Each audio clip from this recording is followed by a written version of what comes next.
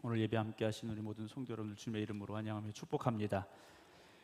날씨가 연일 뜨겁습니다. 좀 식어야 되는데 한밤에도 무더위로 인해서 좀 잠을 이루기 어려우실 정도로 참 덥습니다.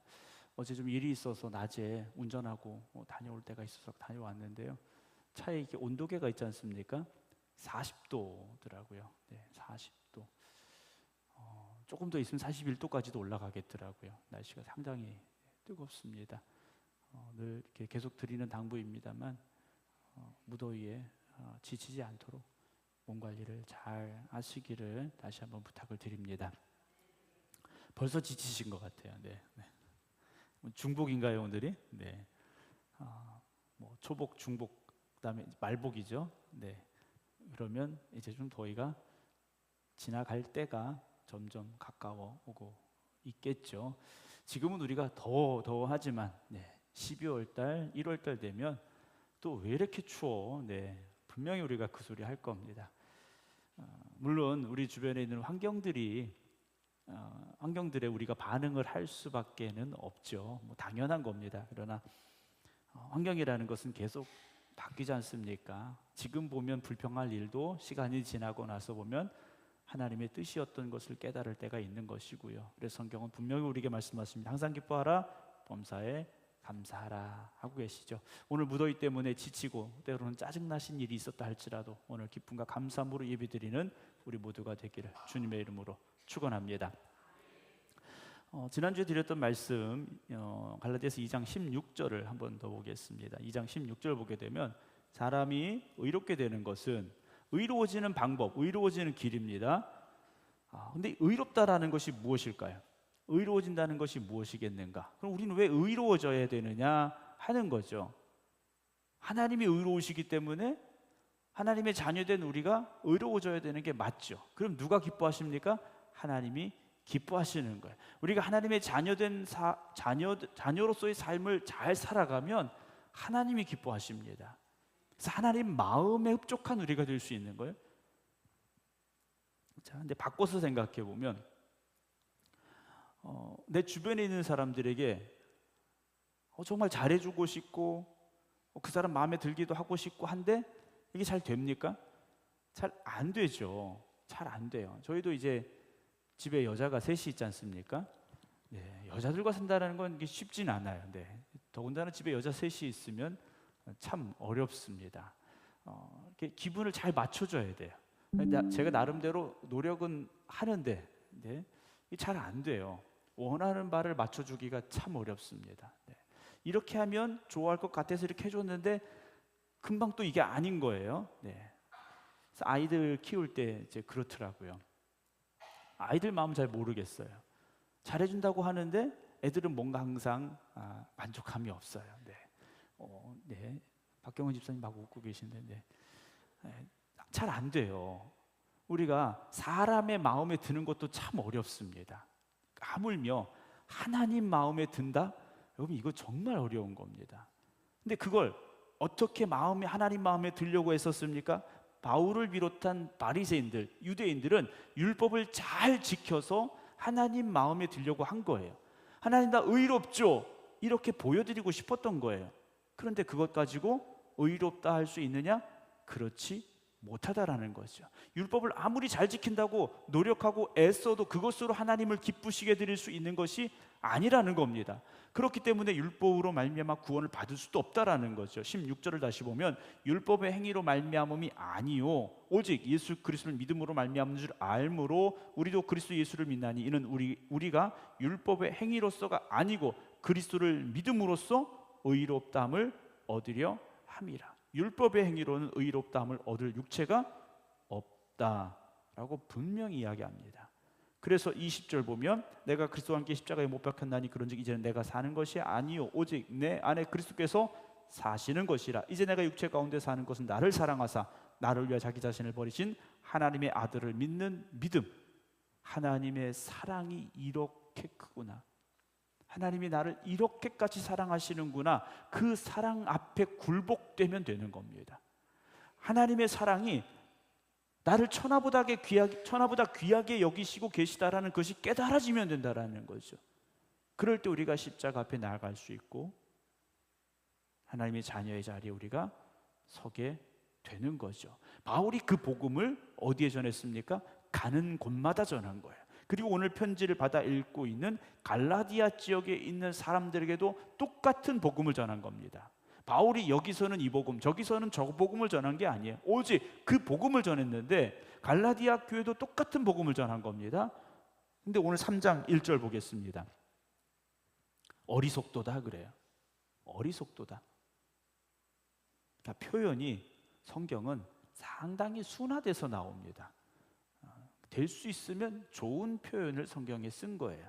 어리석도다. 이거 쉬운 말로 말합니까? 아이 멍청한 사람들아 이거예요. 더 심한 표현 쓰면 아이 바보들아 이거예요. 왜 그렇습니까? 갈라디아 사람들아. 갈라디아 사람들은 누굽니까? 갈라디아 지역에 있는 교인들입니다. 이 편지를 읽고 있는 사람들이에요. 그러니까 대놓고 지금 어리석다고 말하는 거예요. 바울은 상당히 직설적이었던 것. 저 같으면 이렇게 못합니다. 네, 저 같으면 이렇게 못해요. 하고 싶다라는 거 아닙니다. 제가 그렇게 말하고 싶다라는 게 아니에요. 저 같으면 이런 상황이라도 그렇게 말 못할 것 같아요. 갈라디아 사람들아, 예수 그리스도께서 십자가에 못 박히신 것이 너희 눈앞에 밝히 보이거늘 그래요. 그러면 갈라디아 사람들은 예수님이 십자가에 달려 죽는 것을 보았느냐? 못 봤습니다. 예루살렘에서 거의 한 20년 전에 지금 이 사건이 있었기 때문에 이 사람들은 전혀 보지 못했던 상황이죠. 바울도 보지 못했던 상황입니다. 그런데 바울이 그대로 전한 겁니다. 정말 그들의 눈앞에서 그 일이 일어나는 것처럼 바울이 가서 힘써서 예수님께서 우리 때문에 십자가에 못 박히신 겁니다. 아까 2장에서 보았던 그 말씀을 힘써서 전한 거예요. 그래서 갈라디아 사람들에게 그 복음이 지금 너희 눈앞에 보이지 않느냐라는 거예요. 그 복음이 지금 너희 눈앞에 보여지고 있는 게 아니냐. 그런데 누가 너희를 꾀더냐 그래요. 십자가 말고 다른 걸 해야 된다고 누가 와서 너희를 유혹하더냐 이겁니다. 내가 너희에게 다만 이것을 알려 하노니 너희가 성령을 받은 것이, 자 갈라디아의 성도들은요 복음을 듣고 뭐한 사람들입니까? 성령 받은 사람들이에요. 갈라디아 교회 성도들은요 복음을 들었고 그리고 깨달았고 믿었고 고백함으로 성령의 임재가 있었던 사람들이라는 거죠. 사도행전 2장에도 오순절 성령 강림의 역사가 있었지 않습니까? 기도하던 120여 명의 성도에게 성령이 불같이 바람같이 임했어요. 이들은 예수님의 부활과 그리고 승천을 믿었던 그리고 목격했던 사람들이지 않습니까? 그들에게 주님이 약속하신 보혜사 성령님을 보내주셨어요. 베드로가 성령 충만에 나가서 어떻게 합니까? 설교해요. 사도행전 2장에 보게 되면 이 예수를 하나님이 살리신지라 우리가 다 이 일의 증인이로다. 하나님이 오른손으로 예수를 높이심에 그가 약속하신 성령을 아버지께 받아서, 성령을 아버지께 받아서 그래요. 예수님께서 하나님으로부터 성령을 받아서 너희에게 부어주신다라는 말씀을 전합니다. 여러분, 성령의 임재는요 하나님의 선물입니다. 하나님의 은혜이고 하나님의 선물이에요. 그래서 그들이요 성령의 역사하심을 체험하는 사람들이 됐다라는 거죠. 그렇게 성령을 갈라디아 교회 성도들도 받았습니다. 그 성령을 받음으로 하나님을 아버지라 부르며 믿음으로 잘 살아가고 있었던 사람들이에요. 그런데 어떤 이들이 와서 야 그것 가지고 안 돼. 할례도 받아야 되고 여기 율법이라는 것도 있어. 이 율법은 모세 때부터 지금까지 우리가 하나님으로부터 받아서 지켰던 거야. 이것도 지켜야 돼 라고 와서 말한 거지 않습니까? 그럼 바울이 와서 복음을 전했어요. 진리를 전했습니다. 근데 나중에 다른 사람들이 와서 그런 이야기를 했어요. 자 그러면 이들이 왜 나중에 와서 율법에 대해서 이야기할 때 거기에 귀가 솔깃했을까 하는 거죠. 왜 귀가 솔깃했을까? 복음으로 성령 충만 받은 사람들이 왜 율법을 지켜야 된다라는 이야기에 귀가 솔깃했을까라는 거죠. 성령 충만까지 받은 사람들이에요. 그런데 자기들 나름대로의 뭔가 만족함이 없었던 것 같아요. 복음으로 구원받은 것 같고 성령 충만해서 방언도 하고 뭐 은사도 있는데 뭔가 부족한 것 같아요. 자, 신천지 같은 이단들이 그렇게 파고드는 거지 않습니까? 우리가 뭔가 부족하다고 느낄 때 내가 이거는 조금 더 뭐 알아야 될 것 같은데, 이런 부분들을요 교묘하게 유혹하고 파고든다라는 거죠. 아마도 갈라디아 교회 성도들 중에 성령 충만까지 받았음에도 불구하고 뭔가 자신의 변화됨이 없었다던가, 또는 뭔가 내가 더 어떤 뭐 신실한 모습을 가져야 되겠다라는 그런 소망이 있었다든가, 이런 이들에게 율법을 지켜야 된다라고 유혹하는 이들의 이 잘못된 가르침이 먹혀들은 것 같아요. 그래서 우리가 할례도 받아야 되고 율법도 지켜야 되고, 이런 기류가 갈라디아 교회 안에 퍼져가게 된 거죠. 그런데요, 한 명이 그렇게 되면 또 한 명이 전염이 되고 교회의 분위기가 바뀌게 됩니다. 그래서 여러분, 교회의 그 영적인 분위기를요 잘 지켜가야 됩니다. 그 분위기가 깨어져서는 안 됩니다. 그래서 우리는 늘 내 자신을 먼저 돌아봐야 되고 주변의 성도들을 잘 돌아볼 수 있어야 됩니다. 우리가 함께 뜨거운 믿음의 열심을 가지고 하나님이 기뻐하시는 그런 신앙을 잘 지켜가려고 힘써야 됩니다. 자, 말씀을 다시 봅니다. 2절 중간에 너희가 성령을 받은 것이, 그렇죠? 성령을 이미 받았습니다. 이미 성령을 받았는데 율법의 행위로냐 혹은 듣고 믿음으로냐 그래요. 그러니까 성령을 받은 건 율법을 지켜야 된다고 하는 사람들이 오기 전입니까? 오고 난 후입니까? 오기 전이라는 거예요. 그러니까 이들은 율법에 대해서 듣지도 못했던 사람들이에요. 율법을 몰랐어도 성령 받았다라는 거죠. 그런데 나중에 율법 지켜야 된다는 사람들이 와서 율법을 지켜야 된다라고 말하니까 이들이 거기에 유혹이 됐다라는 거지 않습니까? 그래서 바울이 대놓고 물어보는 거예요. 자, 내가 물어볼게. 너희가 성령 받았지? 그러면 성령 받은 게 율법을 지켜서야 아니면 듣고 믿음으로써냐 물어본 거예요. 대답이 뭡니까? 율법을 몰랐을 때입니다. 율법으로 살지도 않았을 때예요.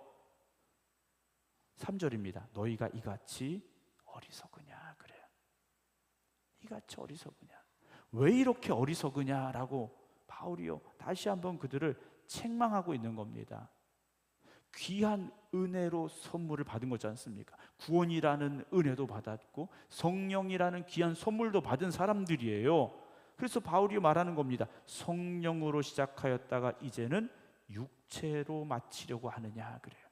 성령 충만함으로 시작한 갈라디아 교회가 왜 이제는 육체의 행위로 완전함을 증명하려고 하느냐라는 거예요. 여러분, 교회가 또 우리가 신앙생활하면서 성령 충만하고 믿음에 열심히 있고 뜨겁게 시작을 합니다. 그러다가 점점 어떻게 되느냐? 행위를 드러내기 시작합니다. 행위를 자랑하기 시작하게 되고 뭔가 행위로서 완전해지려고 하고, 그리고 그걸 보면 평가를 하고, 이런 일들이 벌어질 수가 있어요. 조심해야 됩니다. 우리는 늘 완전하지 않습니다. 바울이 그걸 너무나 잘 알았던 사람이에요. 율법으로 완전해버리고 했는데 완전해지지가 않는 거지 않습니까? 여러분, 우리가 어떤 신앙의 행동으로 완전해지려고 하면 안 됩니다. 여러분 이제 성경 필사하고 계시잖아요. 여러분 성경 필사 창세기에서부터 요한계시록까지 했다고 그것 가지고 구원받는 거 아닙니다. 구원받은 우리가, 성령 충만한 우리가, 은혜로 살아가는 우리가, 하나님의 그 사랑이 감사한 우리가 하나님의 말씀을 기록해 내려가는 거예요. 거기에서 더 큰 은혜를 누리고 기쁨을 누리기 위해서 우리가 필사라는 거지, 그걸 가지고 우리의 의로움을 완성하는 게 아니에요. 내가 지금까지 이것도 하고 이것도 하고 이것도 하고 내 성경 필사만 못했는데 필사를 하나 더 해서 그럴듯한 뭔가 쌓아가는 과정이 아니라는 거죠. 오늘 예배도 마찬가지고요. 여러분들의 신앙의 삶이 율법적인 행위로 완전함을 이루려 하는 과정이 되지 않기를 저는 주의 이름으로 부탁을 드립니다. 감사함으로 해야 되는 거죠. 기쁨으로 해야 되는 것이고요. 그래서 바울이 성령으로 시작하였다가 이제는 육체로 마치겠느냐. 4절입니다. 너희가 이같이 많은 괴로움을 헛되이 받았느냐. 과연 헛되냐. 그래요. 복음으로 살면서 많은 핍박도 받고 고난도 받았는데 그게 헛된 것이냐라는 거죠. 5절 너희에게 성령을 주시고 너희 가운데서 능력을 행하시는 이의 일이 율법의 행위에서냐 혹은 듣고 믿음에서냐. 그래요.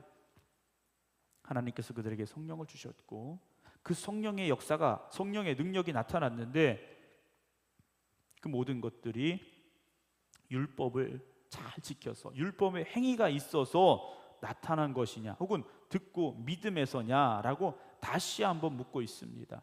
사랑하는 성도 여러분, 우리의 신앙생활도 믿음으로 시작하여서 믿음으로 가야 되고 믿음으로 맞춰져야 됩니다. 주님 다시 오시는 그날까지 여러분 믿음을 지켜가시기 바랍니다. 나의 어떤 행위를 내세우려고 그 행위로 완전함을 증명하려고 하지 마시고요, 믿음으로 살아가셔야 돼요. 은혜 없이는 살 수 없음을 고백하며 살아가야 됩니다. 물론 신앙생활 할수록 내 자신의 연약함이 더 잘 보여요. 그 바울은 뭐라 합니까? 나 죄인 중에 죄인이라고 말하지 않습니까? 나는 정말 악한 죄인 중에 괴수라고 말하는 거예요. 우리는 늘 내 자신을 돌아보면 부족한 게 있습니다. 그러나 그 부족함을 율법의 행위로 채우려고 하지 마시고요, 하나님의 은혜를 더욱더 사모하시기 바랍니다.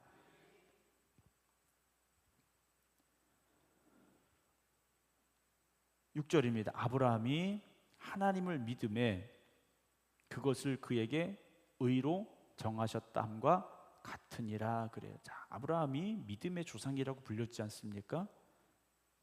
근데 아브라함이 누구를 믿었습니까? 하나님을 믿었어요. 자, 하나님을 믿는다라는 게 무엇일까요? 하나님의 말씀을 믿는 거였지 않습니까? 하나님의 말씀을 믿는 거였어요. 그 말씀이 무엇이었습니까? 그 약속이 무엇이었습니까? 너에게 아들을 주겠다라는 약속이었어요. 근데 그 약속이 시간이 지나는데 안 돼요. 그래서 아브라함이 어떻게 합니까? 인간적인 생각과 방법을 쓰지 않습니까? 양자, 자기가 데리고 있는 종 중에서 가장 똘똘한 사람을 양자로 드려보려고 해요. 하나님 그거 아니다 그러셔요. 이번에는 자기 아내가 열심히 고민해서 자기의 몸종 하가를 통하여서 아들을 하나 낳게 해요. 이스마엘을 낳게 합니다. 근데 그것도 아니라고 하셨어요. 아브라함이 100세가 되어서 하나님이 그 아들을 주셨습니다. 근데 그 아들이 잘 커갔지 않습니까? 오늘 갑자기 하나님께서 아브라함아, 네 아들, 그 사랑하는 아들, 하나밖에 없는 아들 독자 이삭을 나한테 번제로 바쳐라 그러셨어요. 아브라함은 순종의 길을 걸어갔습니다. 그 순종을 할 수 있었던 근거가 무엇이겠습니까? 하나님을 사랑했기 때문에 맞습니다. 그리고 또 무엇입니까? 하나님의 약속을 끝까지 믿은 거예요. 만약 아브라함 마음속에 그 약속이 믿어지지 않았으면 이삭을 어떻게 죽입니까? 약속이 믿어졌기 때문에 순종의 자리에 서게 된 거지 않습니까?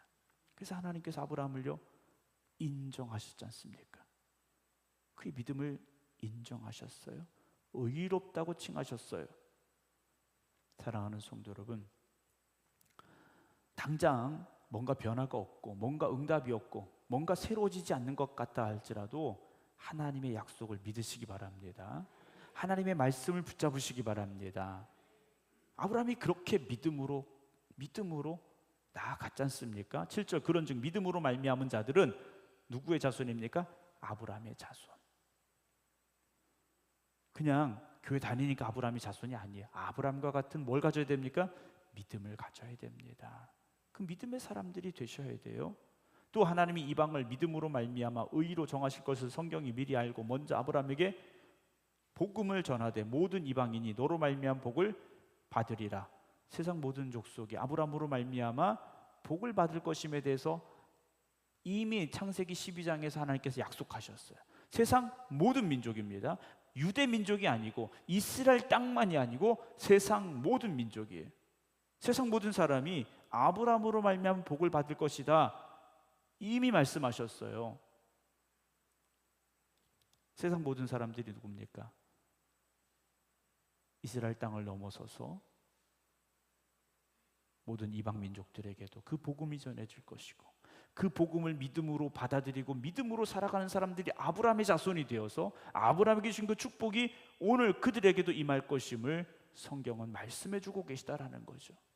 그러니까 여러분, 창세기 12장에 나와 있는 아브라함을 향한 하나님의 약속과 축복은 아브라함처럼 믿음으로 살아가는, 그래서 아브라함은 하나님 앞에 믿음으로 인정받은 모든 사람에게 주시는 축복임을 믿으시기 바랍니다.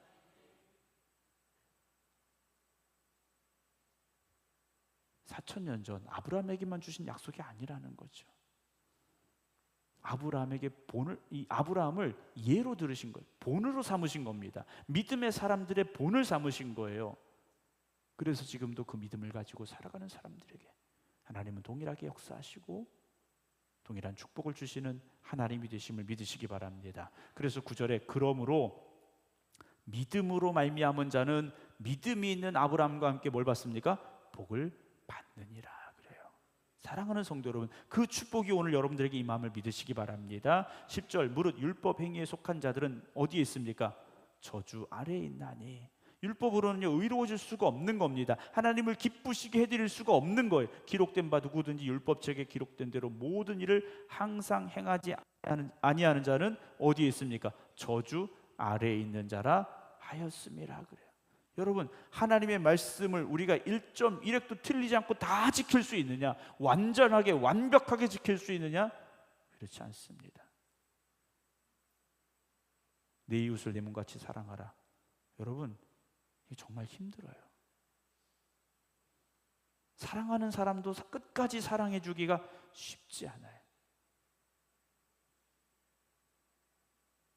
아이들을 키울 때 가끔 그렇지 않습니까? 아기 때는요 진짜 눈에 넣어도 안 아프게 생겼어요. 네.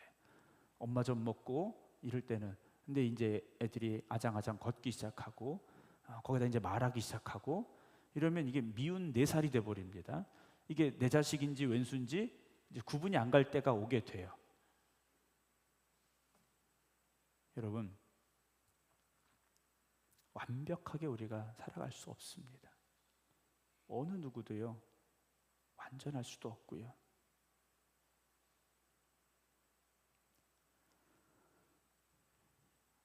우리가 자녀를 사랑한다고 하지만 가끔 마음속에 속상한 게 있지 않습니까? 하물며 완전하지 않은 우리는 어떻겠습니까? 하나님 앞에 우리는 어떤 사람들이겠습니까? 근데 우리가 그렇게 연약하고 부족하고 때로는 무너지고 넘어지고 하나님 앞에 아픔을 드리는데도 우리가 믿음으로 나가면 하나님이요 기뻐하신답니다. 그 믿음 때문에 우리를 다 용서하신다라는 거예요. 예수님께서 나를 위해 십자가에 달려 죽으셨습니다. 이걸 고백하면, 그것이 우리의 마음에 깨달아지고 우리가 십자가 앞에 굴복하면 하나님께서 모든 것을 다 잊어버린 것처럼 덮어주시고 품에 안아 주신다라는 거죠.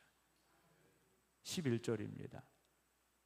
또 하나님 앞에서 아무도 율법으로 말미암아 의롭게 되지 못할 것이 어떻습니까?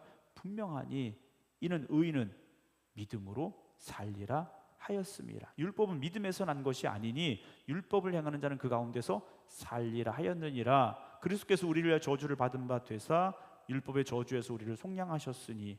자, 바울은요 율법의 저주라고까지 표현을 합니다. 그러니까 벗어날 수 없는 거예요. 거기 한번 빠져들면 벗어날 수 없는 겁니다. 그러니까 율법을 지키려고 노력할수록 더 부족함을 깨달을 수밖에 없고 완전하지 못한 자기 자신을 발견할 수밖에 없는 거예요. 그런데 그 율법의 저주에서 예수 그리스도께서 우리를 속량하셨습니다. 그럼 어떻게 속량하셨느냐? 기록된 바 나무에 달린 자마다 어디에 있습니까? 저주 아래에 있는 자라. 신명기의 말씀을요 바울이 들어서 설명을 하고 있는 거예요. 나무에 달려 죽은 사람은 하나님 앞에 저주를 받은 사람이에요. 그런데 예수님은 하나님 앞에 저주를 받을 수 있는 분이 아니지 않습니까? 근데 왜 저주받는 자리에 직접 달리셨느냐? 우리의 저주를 대신 지시고 그 자리에 서신 거지 않습니까? 우리가 죽어야 될 그 자리에, 우리가 서야 될 그 자리에 주님이 대신 서신 거예요. 그래서 우리에게는 저주가 아니라 생명을 주셨다라는 거죠. 마지막 14절 봅니다. 이는 그리스도 예수 안에서 아브라함의 복이 이방인에게 미치게 하고 또 우리로 하여금 믿음으로 말미암아 성령의 약속을 받게 하려 함이다 라고 바울이 오늘 갈라디아 교회에게 편지를 보내고 있습니다. 믿음으로 말미암아 성령의 약속을 받게 하는 것, 이것이 무엇이겠습니까? 예수님께서 하신 보혜사 성령을 보내주시겠다는 그 약속, 그리고 그 성령님께서 우리를 이끌어 가시고 우리와 함께 하시고 우리 안에 역사하시는 그 은혜 가운데 살게 하시겠다라는 그 약속이죠. 오늘 그 약속은 유효합니다. 그리고 오늘 저와 여러분들에게도 그 약속이 이루어집니다. 오늘 예수 그리스도께서 나를 대신하여 십자가에 달려 죽으심으로 말미암아 우리의 모든 저주를 대신 감당하셨기에 우리가 믿음으로 말미암아 구원받고 하나님 주신 그 약속의 성령을 받아서 성령님과 동행하는 삶을 살아가고 있음을 잊지 마시기 바랍니다. 나의 행위로 의로워질 수 있는 것이 아님을 기억하시고 더욱더 십자가의 은혜를 바라보시고 하나님의 사랑 가운데 살아갈 수 있는 저와 여러분 되기를 주님의 이름으로 축원합니다. 기도하겠습니다.